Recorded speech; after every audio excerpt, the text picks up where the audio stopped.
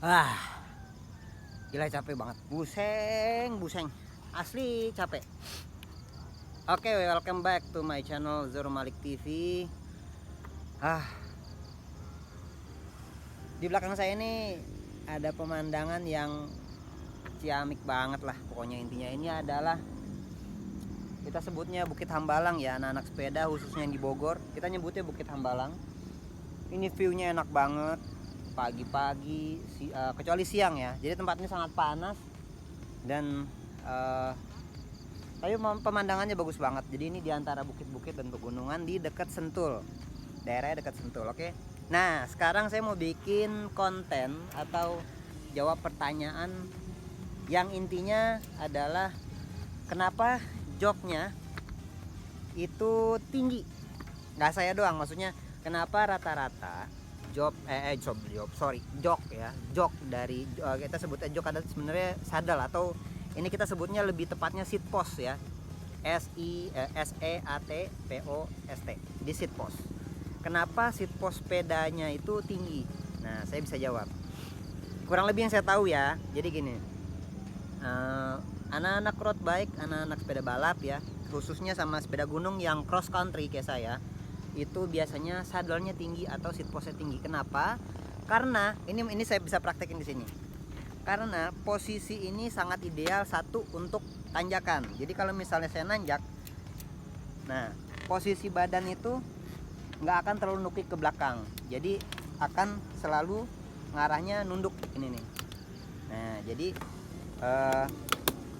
si badan ini lebih enak buat nanjak gitu, karena nunduk begini. Itu satu ya, oke, itu satu. Yang kedua adalah ini adalah meminimalisir nekuknya kaki. Kayak misalnya gini,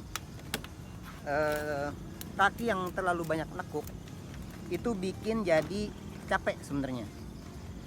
Misalnya gini, ini yang saya pakai ini, saya setel atau saya setting, ini cuma naiknya segini doang, naik turunnya. Sedangkan kalau orang yang sadelnya lebih rendah, misalnya contoh segini misalnya, itu dia akan kayak jongkok goesnya kayak goes jongkok, dan itu bikin capek banget gitu. Itu salah satu power efisiensi sebenarnya. Jadi bikin power kita tuh lebih efisien dibandingkan joknya pendek. Nah, selain itu adalah ini juga merupakan salah satu keseimbangan yang paling pas. Kalau orang fisika nyebutnya center of gravity-nya itu ngepas. Jadi pas di tengah-tengah di sini. Ini daerah yang beratnya ini cukup di sini, tepat di sini. Kalau misalnya ini ditur terlalu ke bawah, itu posisinya center of gravity-nya jadi agak lebih ke belakang gitu. Otomatis kalau kita nanjak, kita lebih berat ke belakang. Udah gitu kalau kita turun, berat di depan itu lebih rendah gitu. Nah, ini saya sarankan seat post ini, seat clamp ini saya punya yang nggak dibuka tutup. Kalau orang kan biasanya bisa dibuka, dorong naikin gitu ya, ditutup, buka tutup. Nah ini juga pasti orang nanya, kenapa ada seat clamp yang bentuknya itu nggak bisa dibuka. Jadi ini harus pakai kunci L. Kenapa?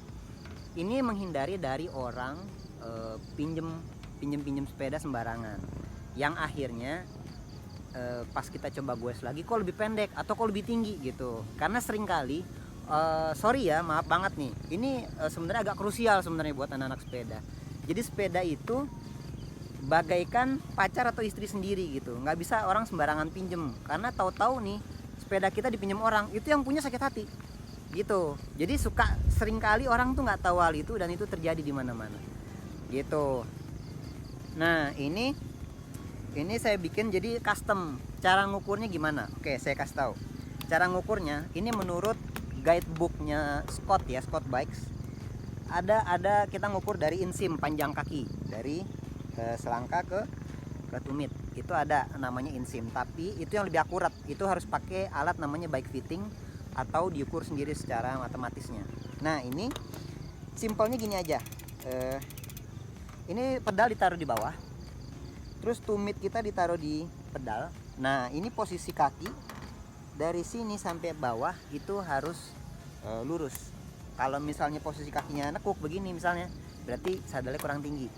Kalau posisi kakinya tumitnya nggak nyentuh, misalnya ngatung gini, nah berarti ketinggian gitu. Jadi itu perlu direndah, di setting lagi untuk lebih rendah lagi gitu kurang lebih. Jadi kalau ada yang nanya kenapa saddle tinggi-tinggi, karena itu adalah supaya nggak capek goesnya gitu. Tapi kenapa kok anak-anak downhill kok rendah-rendah, anak-anak BMX rendah-rendah? Nah karena saat turun itu pesepeda downhill itu harus cepat maju mundurin center of gravity-nya. Misalnya titik beratnya itu mau di kemana, misalnya turunan nih, nah dia kalau turunan dia harus cepet-cepet ke belakang gini. Nah kalau ada saddle-nya tinggi itu jadi ketahan. Sedangkan kalau misalnya ya misalnya coba saya contohin ya, misalnya turunan nih, ini turunan, kalau misalnya saya nggak ke belakangin saddle, ini saya nukik ke bawah tuh begini, ini mudah untuk jungkir balik ke depan gitu. Kalau orang downhill tuh gini, posisinya ke belakang, ini nggak ke belakang banget segini sih, tapi lebih rendah lah segini nih, gini. Jadi posisinya dia seimbang gitu, kurang lebih kayak gitu. Begitu pula kalau nanjak, ada juga seat post yang gunanya bisa di adjustable. Jadi ada sistem hidroliknya, begitu dipencet di sini atau di sini dia bisa naik turun. Itu biasa dipakai sama anak-anak all mountain gitu ya guys ya. Jadi simpelnya adalah kenapa saddle-nya tinggi, karena untuk power efisiensi supaya nggak capek. Jadi sesuaiin sama panjang kaki. Kok saya pernah dengar katanya ada orang yang ngukurnya begini nih, begini gitu ya. Boleh, itu terserah masing-masing begini, tapi ini nggak akurat. Kenapa? Kalau begini oke, misalnya segini panjangnya, tapi kalau misalnya saya agak lebih dikit, lebih panjang dong. Nah jadi nggak akurat.